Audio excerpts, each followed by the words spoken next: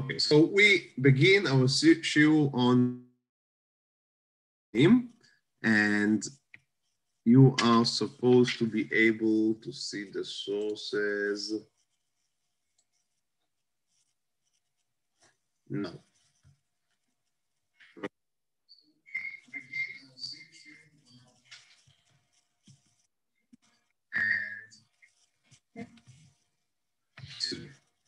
The YouTube is mirroring me. Okay. The first question we would like to tackle when speaking about vaccinations would be the question, is it considered a breach of faith in God? Because one can argue, and that goes back to our very first introduction shiur regarding the question of should we seek for medical assistance? Maybe if someone gets chas v'chalila a disease, he should know that it is because of his physical illness is a result of his spiritual illness, and it's a divine punishment for his deeds. Instead of going to a doctor, he should go to a priest or a rabbi or a prophet and take care of his spiritual well-being rather than of his physical well-being, which will just follow suit after correcting his deeds. And we have the whole first shiur was dedicated to this question, so I don't want to go back into it. But the main question remains, and I think it's a little stronger when we speak about preventive medicine. About preventive medicine, maybe that's a question of what we call bitachon. We should have faith. Bitachon is literally translation is security, but here we speak about faith. So we should have faith that the Kadosh Baruch Hu would not bring upon us something with it each that is not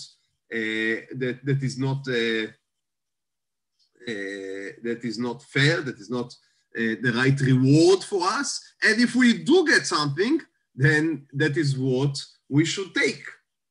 So we are not allowed to try and block the divine punishment. So that may be a certain approach, and there may be certain religions that practice such an approach, but obviously that is very far we believe in. We do not believe in such an approach.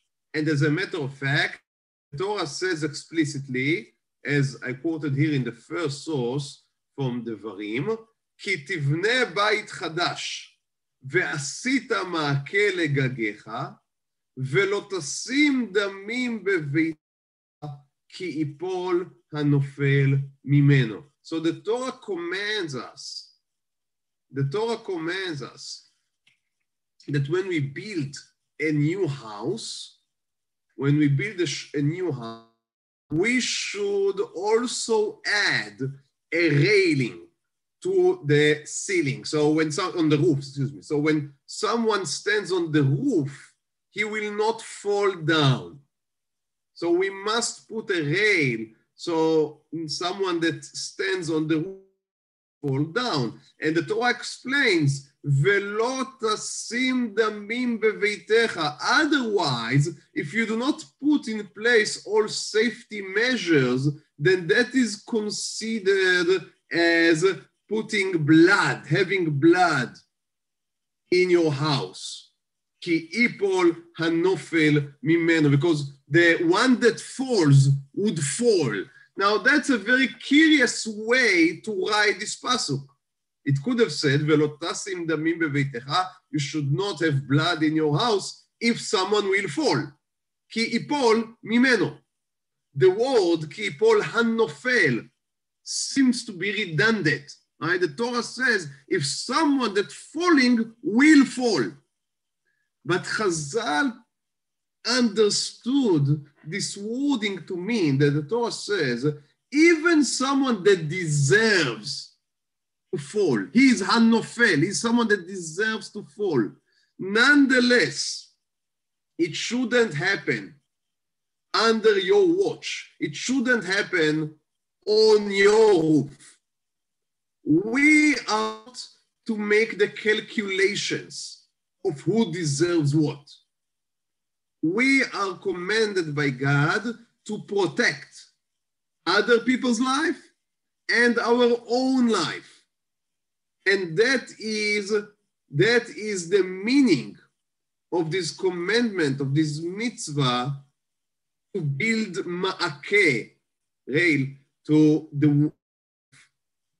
So it is clear from this mitzvah that we are supposed to take preventive measures and not to leave things up to heavens, as it may, to decide who should live and who should die. Obviously, God will decide who should live and who should die. But we are to do the best that we can to add more and not chas v'chalila to add death. So that seems to be a clear instruction. And obviously, also we see that the poskim do that. But just looking, I think it's very well in the meaning, the plain meaning of this verse, that we do not speak here only about a railing, a fence to be built on someone's roof. That's a general, we should generalize from this specific instruction that we should always take preventive measures. And that's basically what the Rambam is doing in the second source here. That's in Hilchot Rotzeach, in the laws of murder. That is to hint to us that someone that does not take preventive measures is to be considered it's not a murderer, because there is a murder, there is someone that is less than a murderer, but is in the same league. It's in the same category of laws. So negligence in taking preventive measures is considered in the same category as murder. So in Hilchot Rotzeach, in the laws of the murderer, says the Rambam, Echad Hagag. So the same goes for the roof, Ve'echad kol davar sheyesh bo sakana, and the same law applies to any case in which there is a danger. Shvera'ui shikashel bo adam ve'yamut, and someone may fall and die, such as if you have a well or a pit in your own garden, even if it's in your own yard. So if he doesn't want to fall, he should stay. You should make sure, take preventive measures also to protect your own self. וכן כל מכשול שיש בו סכנת נפשות, every stumbling block that may life-threatening situations, מצוות עשה להסירו, you must remove the danger, ולהיזהר בדבר יפה יפה, and to be extremely careful about the possibility of life-threatening situations. So להיזהר יפה יפה. שנאמר ישמר לך ושמור נפשך, we know these psukim. ישמר לך, keep yourself, guard your life.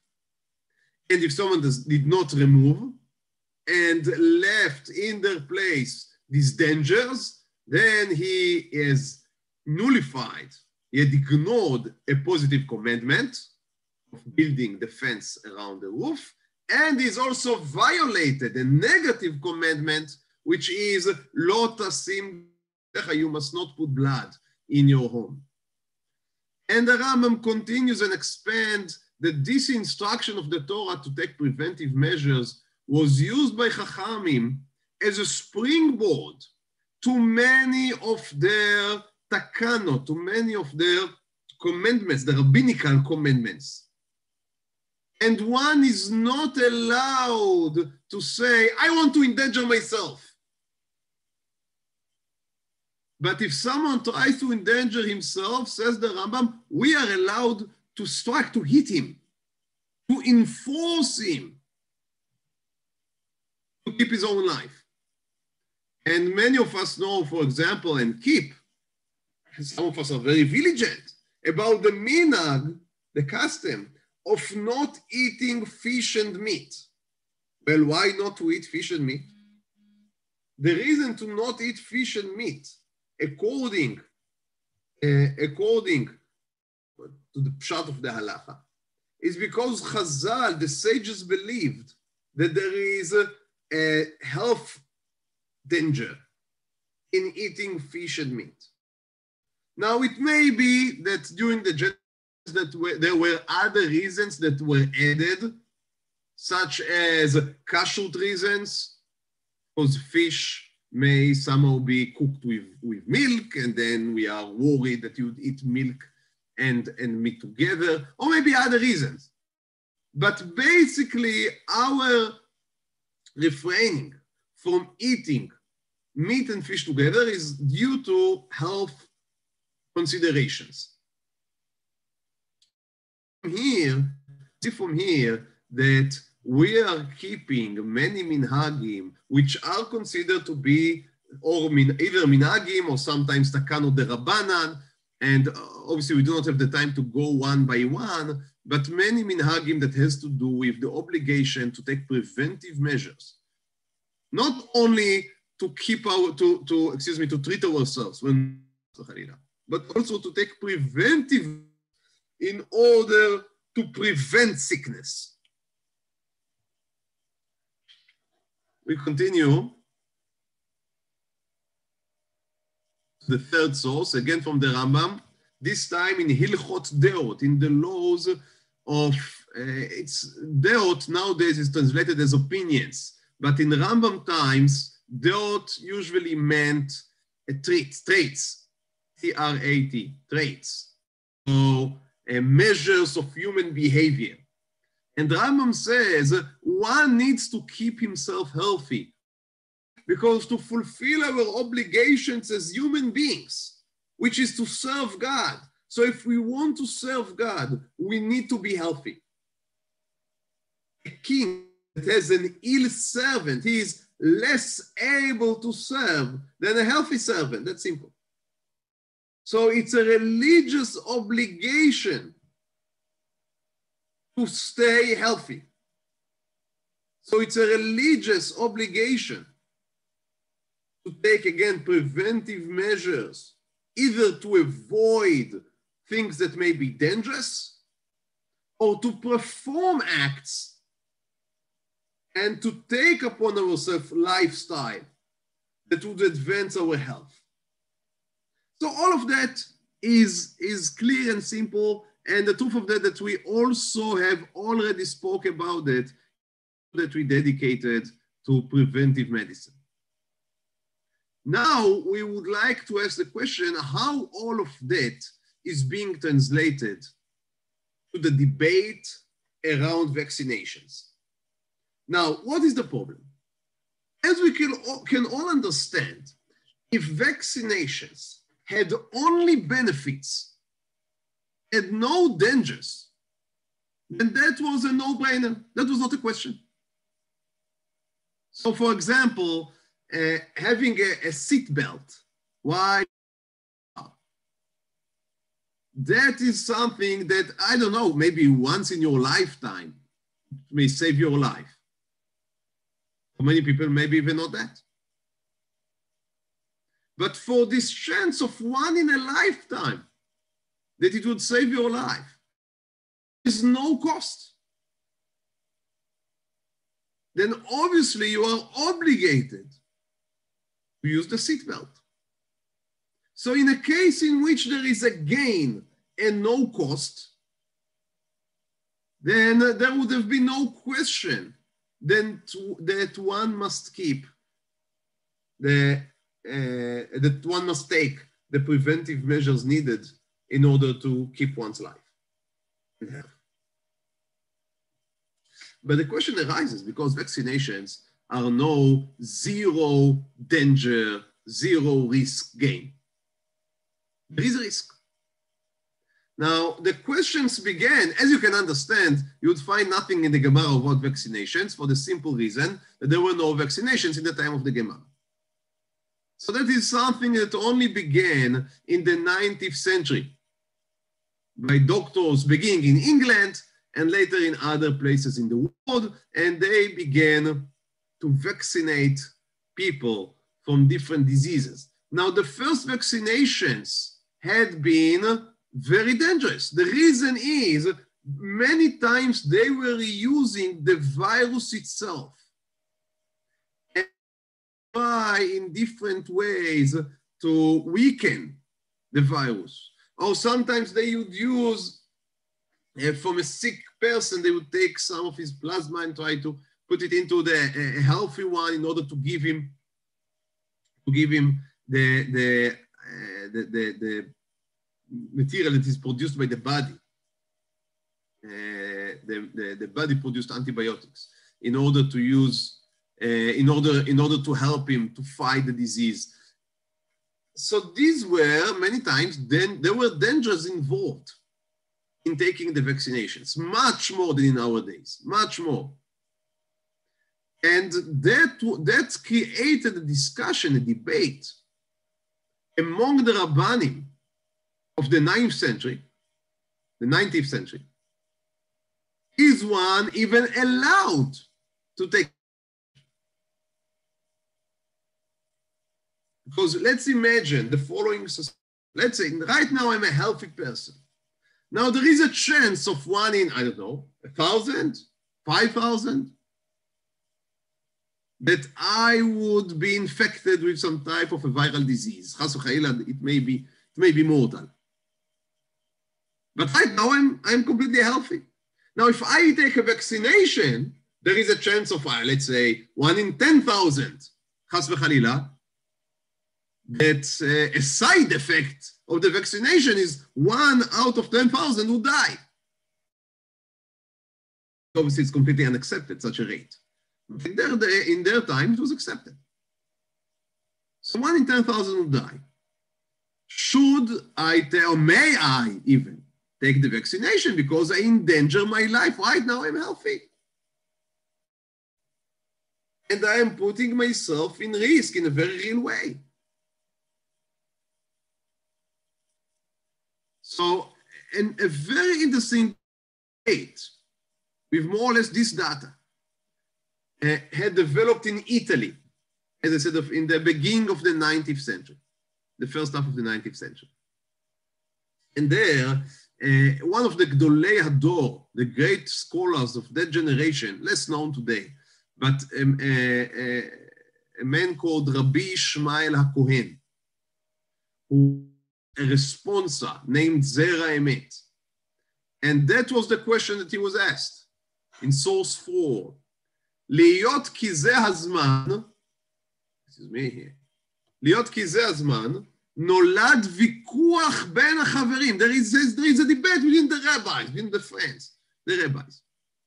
אם מותר לעשות פעולת הברחת האבעבועות.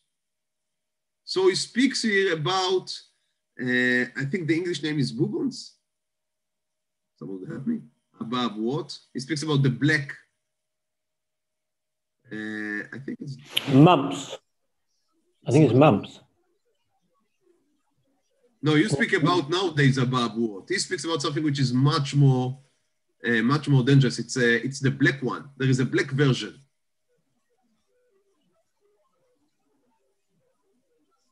Plague? Yeah, it's a type of a plague. They invented there, he called it oncalazioni. That is the Italian word for inoculation. So, oncalazioni, vaccination.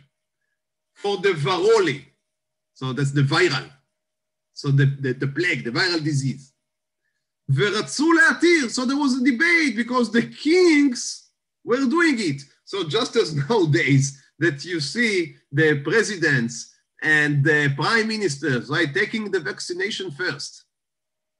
So in the same way back then, the kings were the first one to receive this modern treatment that was supposed to protect you from the disease. והכותב אומר, but the one that asked the question, asked Rabbi Ishmael HaKohen, לא באלה חלק יעקב. That's not the way that Jews are acting להתגרות בו המזיקין? It says, are we allowed to ask for a disease, to inject into our own body a virus? לדבק בו חולי? Why? Right now you are healthy. Right now you are safe. Stay safe. Stay safe. Why would you be allowed to endanger yourself, to put yourself into risk in your own hands? That was the question that he was asked.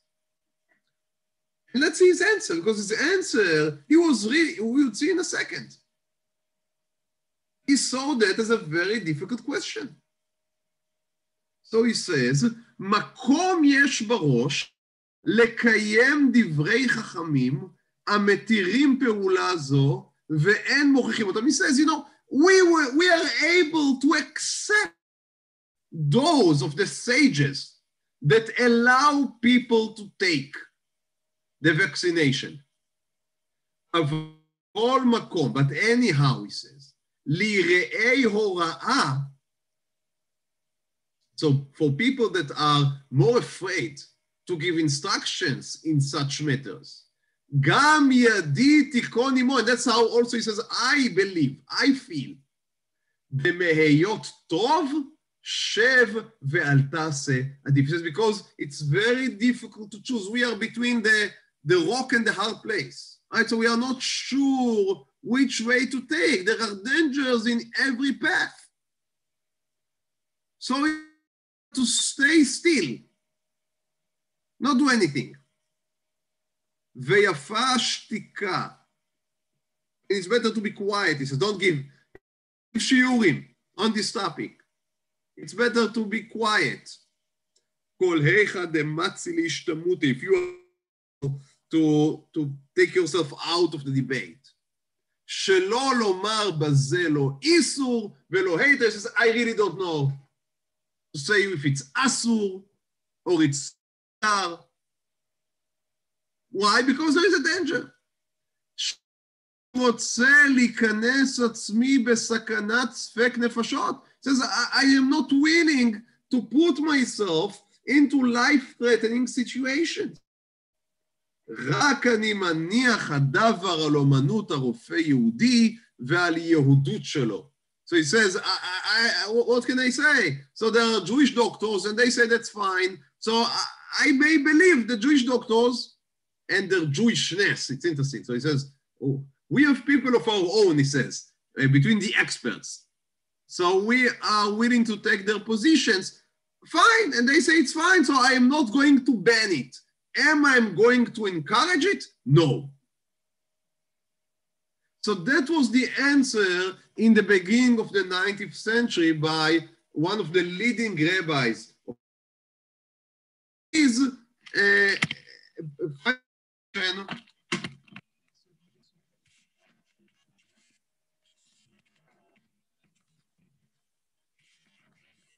So his final position is, I would not say either if it is allowed or not allowed, let people take their own medical decisions. That was the position of the Zera Emet. Now, obviously, I don't have to tell you that there are big differences between the vaccinations of the beginning of the 19th century and modern day vaccine. Again, I'm not speaking about the coronavirus. I'm now speaking in general.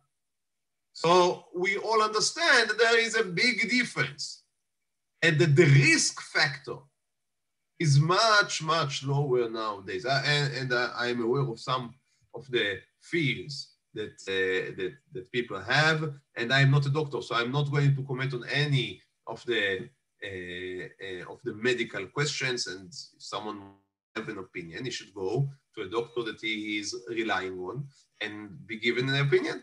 And the halacha says you should follow the doctor's opinion. So I'm not a doctor. I cannot say anything. No, my own doctor says, and I follow him. But any way that we want to look at that, the vaccinations back then were much, much, much more dangerous.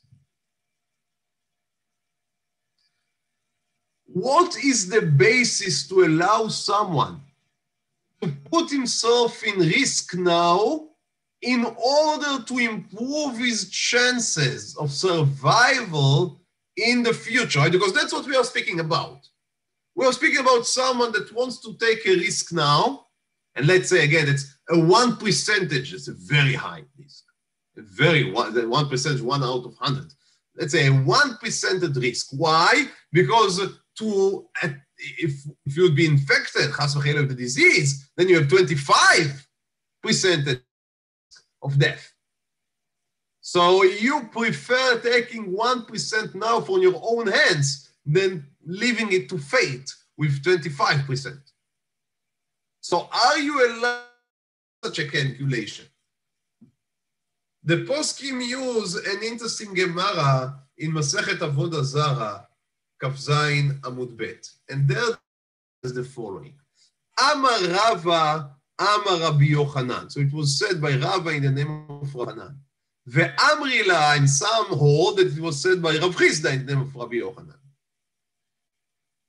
The background of this halacha is that Chachamim forbade the use of Gentile doctors, pagan doctors, in their own time. The reasoning was that it was found to be that many times these doctors were, as you can understand, sham doctors anyway, but they were murdering their Jewish patients.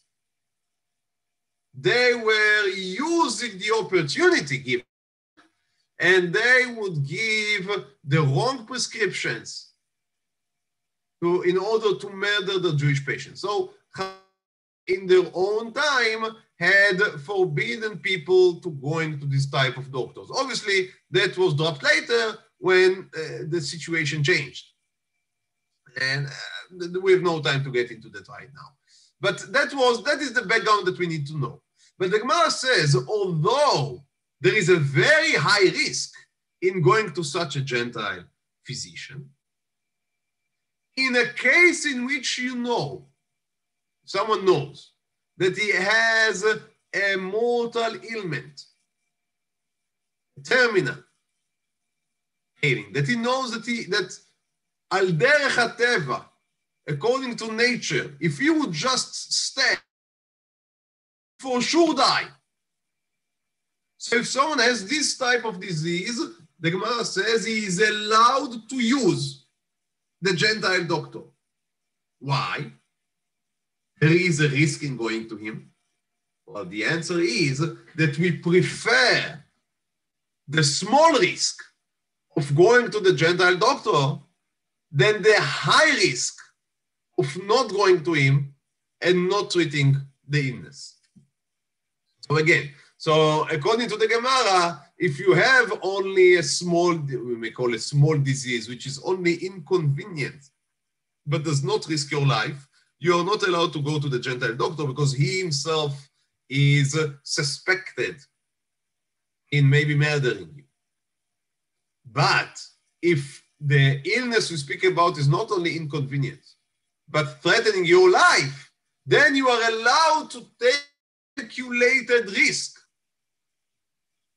and go to this doctor and hope that he would really treat you and you would be saved from both the doctor and the illness. Now, from this Gemara, we see that one is allowed to take a calculated risk. Another posek, this time not from Italy but from Germany, is people know his perush on the Mishnah called the Tiferet Israel. It's printed on many of the Vilna editions of the Mishnah. So the Tiferet Israel, he lived also in the 19th century, and he speaks about another one of these vaccinations. So he says, Nira li heiter, he says it's allowed, לעשות inculation, again, inculation, vaccination. For, he says, faken. That was the German word. Ava abuot. אף שאחד מאלף מת על ידו. So 1 out of 1,000 dies from the... Again, that's an extremely high mortality rate. 1 out of 1,000. It says, nonetheless, you are allowed to take the vaccination. Why? Because if the faken would come, if the virus would attack you in a natural way, without the vaccination, הסכנה קרובה יותר, the danger more imminent. ולכן, therefore, רשאי להכניס את עצמו בסכנה רחוקה, you are allowed to enter a far risk in order to save yourself from an imminent danger.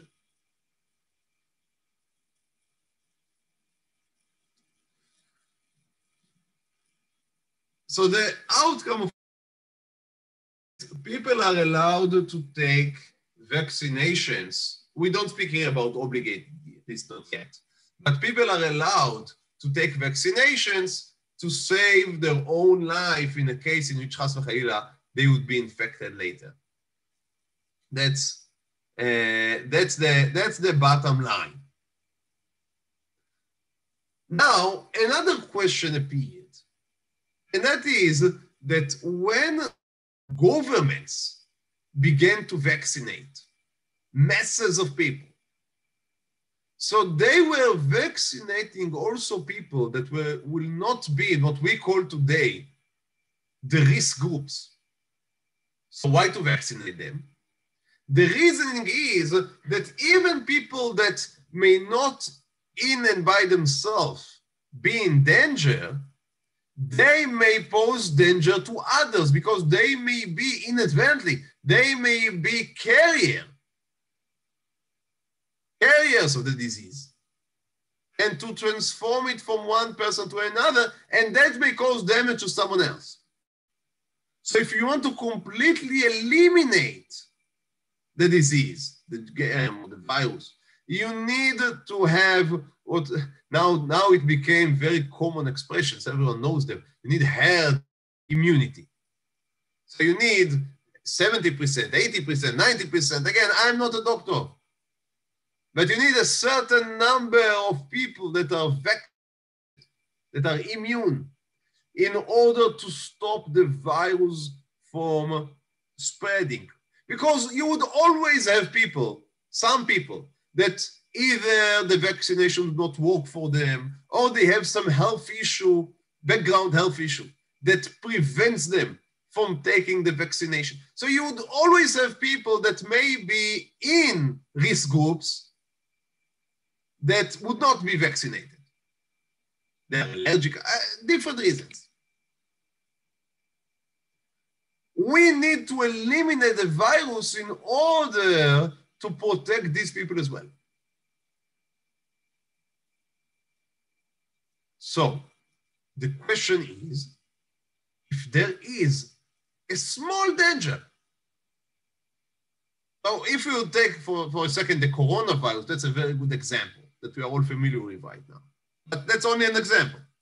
But let's say that the risk of the vaccination, let's say it is not correct, but let's say that the danger, the risk factor of the vaccination is 1 to 100,000. Let's imagine. So 1 to 100,000 mortality rate. Now, you would vaccinate young people that, at least right now, are not in a risk group. Why do you vaccinate them?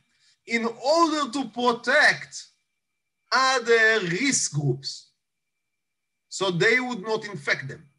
That the young people would not serve as carriers of the disease. But the young people themselves, let's say that there is zero risk.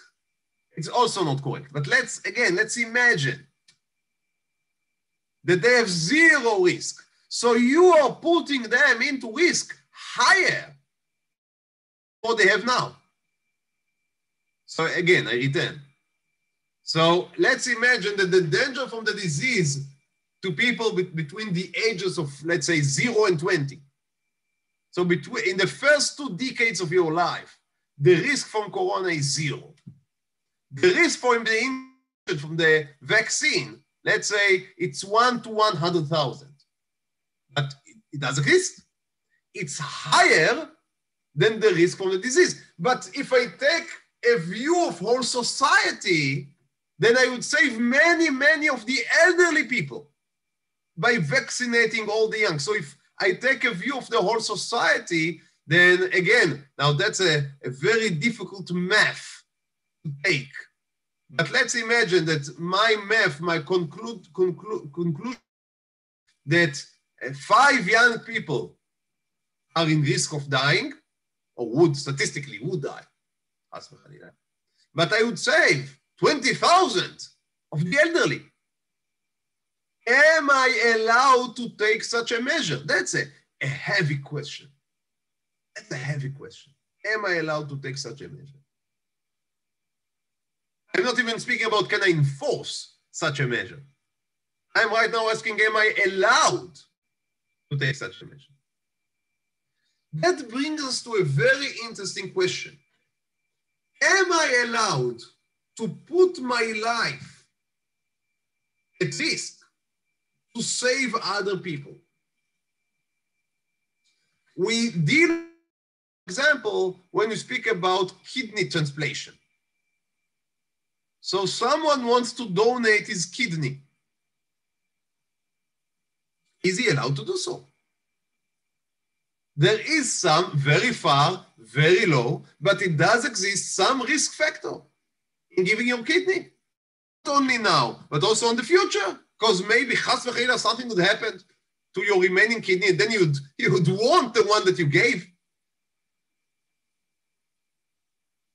So you are putting your life in some low-key risk, but you cannot ignore it, does exist. But that would for sure save the other people's life. The one that the kidney would be donated to. Are you allowed to do so? Now, that can be a whole, maybe you would, Bezrat Hashem, would have a whole shiur about it. I would give you just the bottom line right now. And the bottom line would be given from the words of the Aruch HaShulchan, lived in the end of the 19th century, in the beginning of 20th century, in Lithuania and Belarus, in Novardok. And he writes the following in source 7. הפוסקים הביאו בשם ירושלמי. So the poskim, the halakhic authorities, both on behalf in the ירושלמי, שחייב אדם להכניס את עצמו לספק סכנה כדי להציל חברו. So they held, some of the poskim, some of them held that not only that you are allowed to put your life in danger, you are obligated to do so. So if I see, let's take a much simpler situation. I'm walking on a bridge and I see someone is falling. Should I jump also and try to save him? Now, obviously, if the jump is suicidal and I would not survive it, then there is no point in it. But again, I am on the sea shore, and someone is drowning. Now, the sea, there is a storm. There is a risk factor for me entering the sea and trying to save this other person's life. Nonetheless, some of the poskim held that I am obligated to do so. Obligated. But he says the Aruch HaShulchan, הראשונים השמיטו זה. But most of the Rishonim, most of the early decisors, they didn't bring this halacha. מפני שבש"ס שלנו, in the Bavli, not in the Yerushalmi, in our, it's proven, it's מוכח, שאינו חייב להכניס את עצמו, that he is not required, he is not obligated to put himself in risk. ומי הוא, says the Aruch HaShulchan, הכל לפי העניין. We should take every case, a per case test, a per case examination. ויש לשקול העניין בפלס. You need to very carefully weigh the situation. ולא לשמור את עצמו יותר מדי. You shouldn't be too much careful about yourself, he says. וזה נאמר, ושם הראינו ביש האלוקים, זהו ששם אורחותיו, או ששם אורחותיו, וכל המקיים נפש מישראל, כאילו קיים עולם מלא. So he says we need to remember what is in our, on the scales here. Okay, you shouldn't put yourself in too high of a risk. But what we should really do, if we are able, is to check my own risk, the risk that I take for myself, and the chance of saving someone else's life. And we cannot give numbers. At least I cannot give numbers. So if it's 1 to 100,000 of a risk, and the chances of saving people's life are 95%, then I'm allowed, I'm required. Very difficult to give numbers. But I would say that someone that is driving on the car, in his car, on the road, is also taking a risk. So if you are agreeing to take such for the sake of enjoyment, because you are driving to trips for entertainment, to see views, and you are willing to take this risk, then you would have a very difficult work, I think, after 120 in heaven, to explain to a God, to explain to the judge, why were you willing to take such a risk for fun purposes, but not for saving other people's life? So here it may be that every person should make his own calculation. Some people are extremely careful.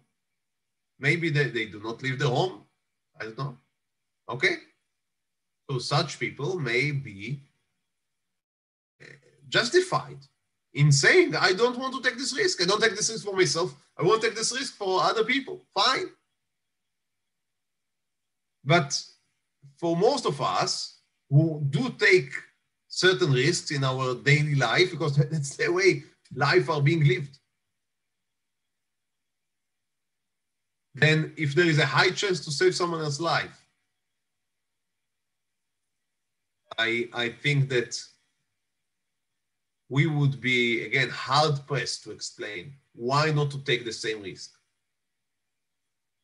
כדי להציל עולם, to save a whole world, meaning someone else's life.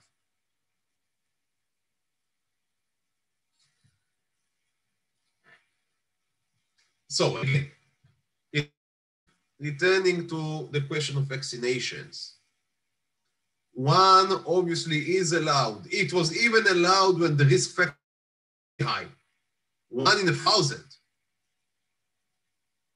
One is obviously allowed to take vaccinations today when the risk factor seems to be much, much, much, much lower. And again, if there is a question about data, go to people that are experts on data. I'm not expert on health data. I can only, I give assessments according to the data that is accepted and according to what I understand, in my humble opinion, from halacha. I am not a health expert in any way or, and I think that we all know that I am not. And I would not want anyone here to be confused. But again, looking at the data as is accepted, that vaccinations carries very low risk factors and extreme benefits. There are types of diseases that were completely removed by the use of vaccinations, such as the polio and others. There are other vaccinations which may be much less effective, such as the vaccination against the flu. And again, what is the risk factor against the benefit factor? Consult your own doctor. But in any case in which the conclusion would be that the risk factor is negligible, is low, and the value is high, not only for yourself, but also for others, it would seem ethical and moral to take the vaccination, to take the step of preventive medicine. Now, we live in this world. We know that there are many people that feel that vaccinations are maybe they are artificial. There are people that, in principle, they do not take medications. And if these people have doctors that they rely on, then they are allowed to rely on their doctors. That is the Shulchan Aruch in Siman Taf Resh Yud Chet regarding Yom Kippur, source 8. If the sick person and one doctor say that he needs to eat, and there are 100 doctors saying that he does not need to eat on Yom Kippur, he is allowed to eat. So a patient is allowed to choose his doctor, as long as that's a doctor that is accepted as a practicing doctor. He has a political today rishayon, right? So he has he's allowed by the state, whatever state he's in, to practice medicine. So you are allowed to rely on him. Fine. Even if there are 100 doctors that oppose. That doesn't mean that the public would necessarily can be required to accept your child to a school or to accept you in a shul. That's a different discussion.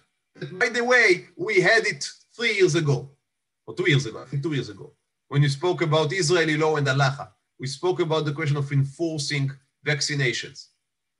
I don't want to go into that right now. But again, if we speak about bottom lines, the bottom line is that if someone has a doctor that is reliable and is relying on him, although he's in extreme minority, yet you are allowed to rely on him.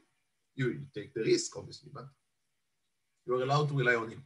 So we do not enforce people to take vaccinations. We are allowed to take steps in order to protect society if society in general accept the more mainstream opinion, and that is that vaccinations are improving the immunity against diseases.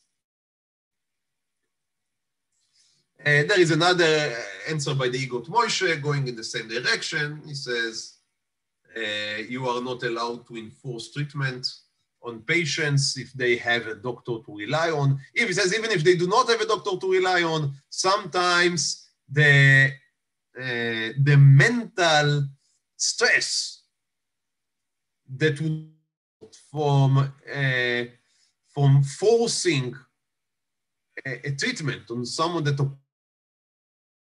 the price, the mental price would be higher than the benefits. So the Eagles Master says we should be very, very, our hand should not be light on the trigger of forcing someone to take a treatment. So that's very interesting. We'd speak, Bezat Hashem, one day, we'd speak about the whole question of personal autonomy in medical treatment. But the halacha, while halacha doesn't put a personal autonomy same, we may say on the same pole, high pole, as the modern day value system do, so we don't hold it to be the central value. But halacha does acknowledge the importance that people would be able to control and choose what type of treatment they want to have. So there is a value to it, a value. So the value, but there is a value to it. And so we do not enforce vaccinations. We are allowed to encourage them. You can give exemptions for, I don't know, for Mas Achnasa to people that vaccinate, reductions. You can pay people that vaccinate. You can give them, I don't know, health insurance for free. You can also take measures, as I said, of protecting your children or your community by preventing entrance of people that have not been vaccinated, but you are not allowed, at least in right now that we are in, to force people to take vaccination. That would be a mistake. Someone says, I want to stay at home, I would mask myself throughout the rest of it. Fine, Fine, he's allowed to do so. Now, I would like to end with now going, until now, although I did use the corona as an example, the corona vaccination as an example, I spoke only in general terms. Now I would like to refer to two specific halachic instructions given in the last week, regarding the emerging vaccinations to the corona, one from the OU, the Orthodox Union in the United States, and one here in Israel from Rabbi Weiss. As you can see, the dates are fresh from the oven. Now, the coronavirus has other factors that we didn't speak about. One of them is the unknown, meaning to say, no one can know what are the long-term effects of this vaccine for the very simple reason that it's not here, it's here only for a few months.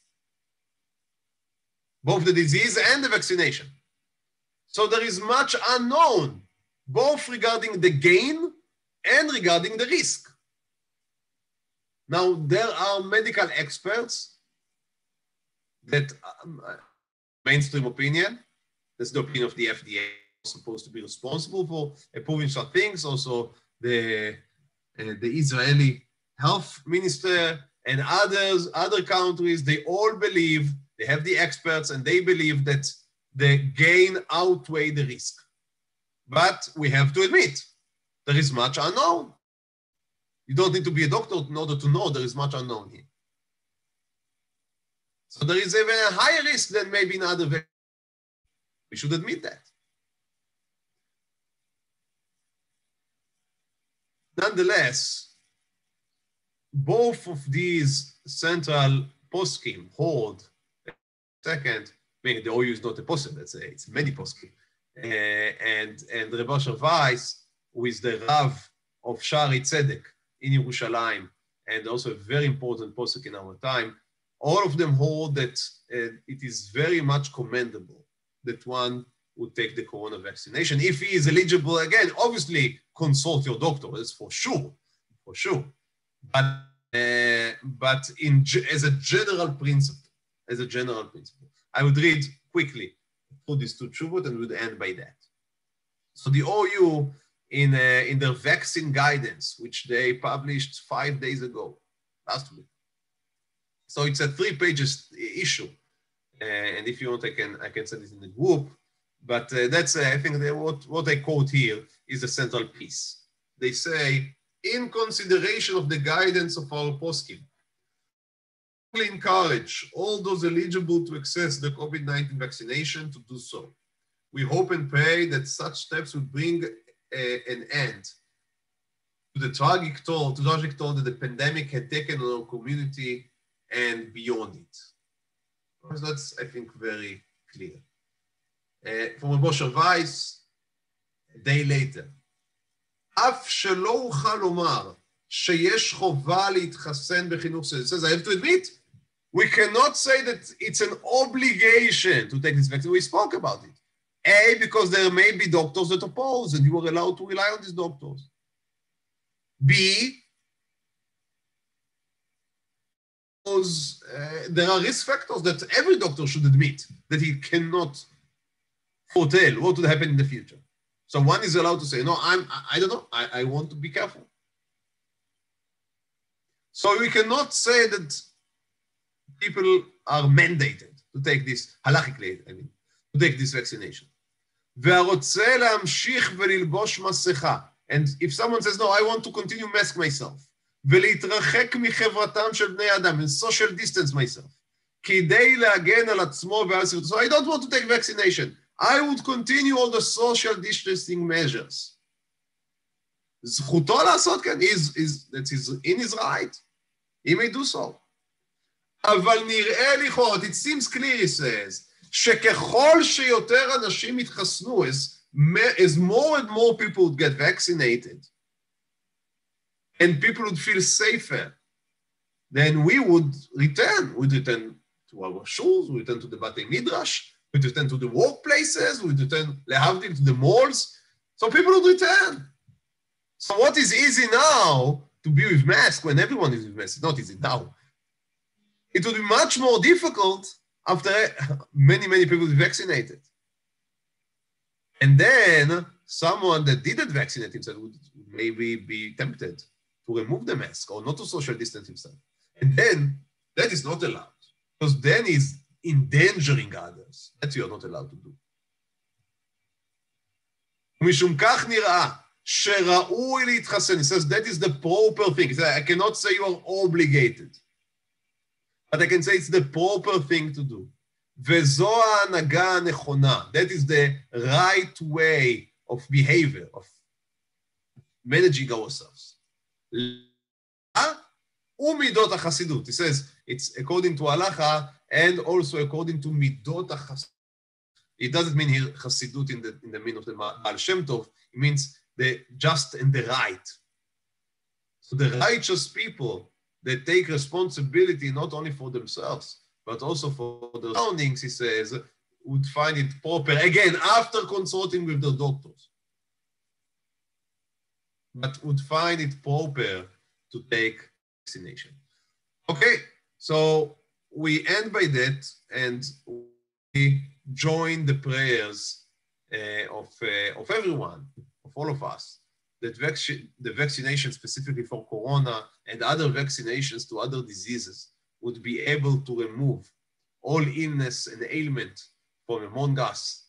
And HaKadosh Baruch Hu would send the wisdom, because it seems that when we ask God for cure to the disease, we shouldn't take all of our kavanah, we should aim our tefillot only at רופא כל בשר or רופא חולים. We should also aim our tefillot at אתה חונן לאדם דעת. Because many of the cures that God sent to the world in the last 200 years is by the wisdom of the doctors, of the researchers, of the people that are making the studies. So we should ask HaKadosh Baruch Hu to send wisdom in the heart of all people, of all humanity, and all illness and disease would be removed from among us. Amen. Bezrat Hashem, next week we would continue in this series and hopefully in a healthier and better world. Amen.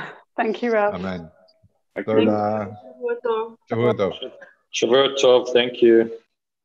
Bye-bye. שבוע טוב, תודה.